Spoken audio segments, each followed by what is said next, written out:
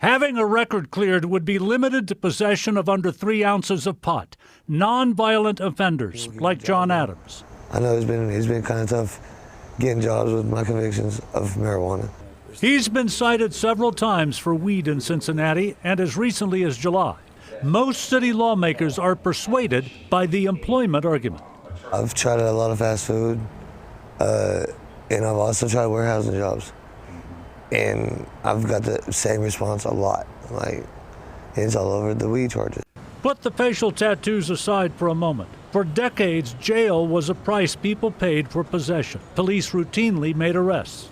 It was called a great bump on the sheet. It was a felony arrest. And I mean, it was like, whoopee, look what I did. Former Officer Wendell Young says his attitude about it has evolved over the years. He does not personally partake, but sees no reason to ruin the lives of those who do. And when the judges were saying, we're sending a message, well, what message got sent? Apparently nobody's listening. Vice Mayor Chris Smitherman notes the city money spent on jobs programs, partnering with Jeff Pastor about how self-defeating it is to have even a pot charge on your resume.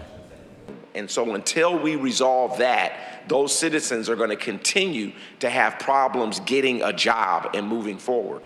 Adams understands how his facial tattoos might work against him with some potential employers, but mentions the old saw about judging books by their cover, saying the most difficult drawback is the criminal marijuana charge that would be wiped clean.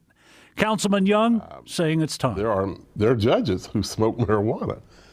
There are legislators who smoke marijuana. Nothing certain yet about how much it will cost the city to scrub the records clean, nor how many people would need to have their records scrubbed clean. But once they determine that, this would start next summer. Live at City Hall, John London, WLWT News 5. So I'm wondering here, John, if council adopts this as expected, why will there then be an effort to put the matter before voters next year? Cherie, Vice Mayor Smitherman doesn't want this to be driven by personality politics and changed by some future mayor or some future council. So he intends to have it written into the charter. He wants to gather signatures to have that happen next year. It's not known if others on council are going to be with him on that, but that's his intention. All right, we'll have to wait and see. John London leading the way for us downtown once again tonight. John, thank you.